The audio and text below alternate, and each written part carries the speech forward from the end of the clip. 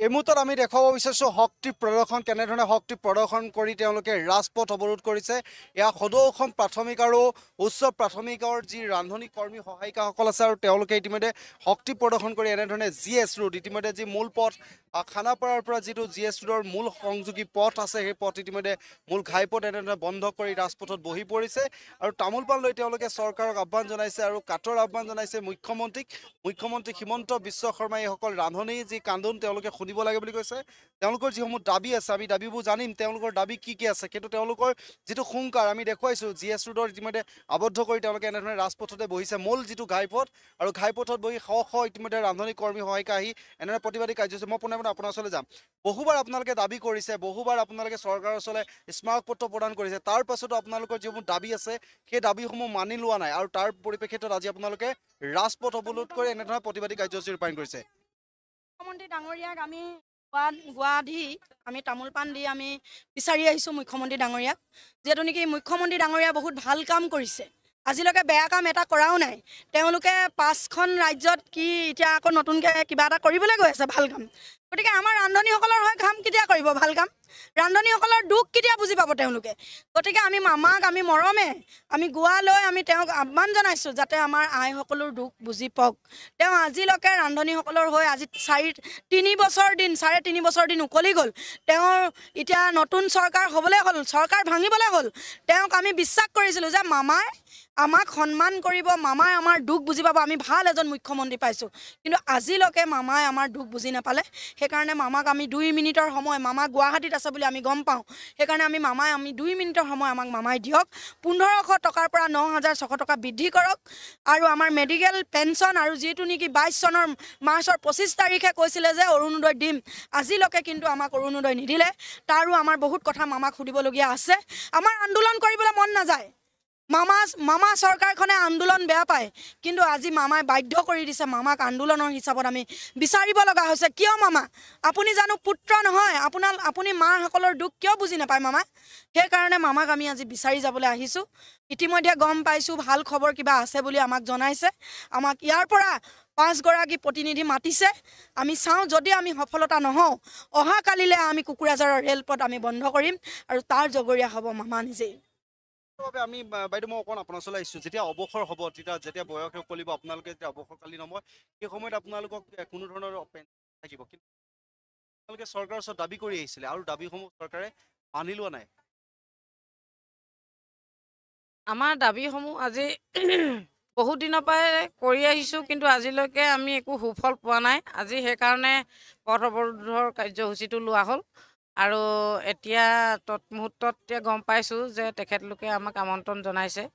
আমিও আজি সাজি কাচি আহিছিলোঁ, কালিৰ পৰাই আহিলোঁ গুৱা পাণ লৈ অৰিহণা লৈ তেখেতক মানৱতাৰ দৃষ্টিৰে ভকতৰ শাৰীত আমি ৰাখি তেখেতক আমন্ত্ৰণ জনাবৰ কাৰণে 2 মিনিট সময় আমাক মাত্ৰ দিয়ক, আমাৰ লগত আলোচনাত বহক আমন্ত্ৰণ জনাইছিলোঁ। তেতিয়া আমাক এতিয়া নিমন্ত্ৰণ কৰিছে।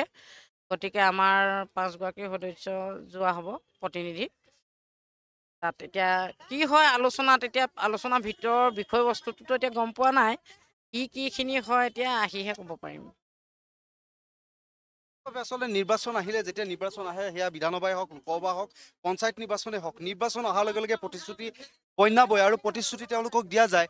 আৰু নিৰ্বাচন আহিলে কিন্তু চৰকাৰৰ প্ৰতিটো শাসকীয় হওক বিৰোধী হওক তেওঁলোকে প্ৰতিশ্ৰুতি দিয়ে আৰু বিশেষকৈ শাসকীয় পক্ষই আপোনালোকৰ যিসমূহ দাবী থাকে সেই দাবীসমূহ পূৰণ কৰিম বুলি কয়, কিন্তু নিৰ্বাচনৰ পাছতে কিন্তু সেই দাবী পিঠি দিয়ে আৰু এতিয়া চৰকাৰ ভাঙিব সময় হ'ল, মাজত আৰু 13টা মাহ আছে, কিন্তু তাৰ পিছতো আপোনালোকৰ দাবী যি ধৰণে কৰি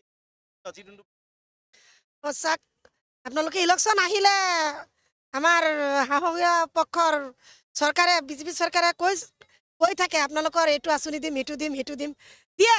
ইলেকশ্যনৰ আগত 500 টকা দি পেলাই এটা টুপি পিন্ধাইছে।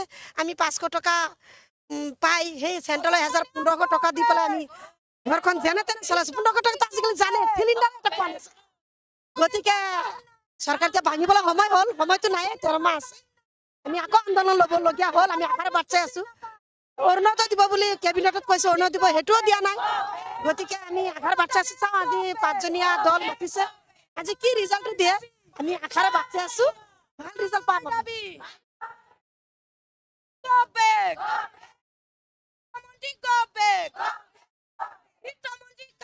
নাপায় বুজি নাপায় বুজি নাপায়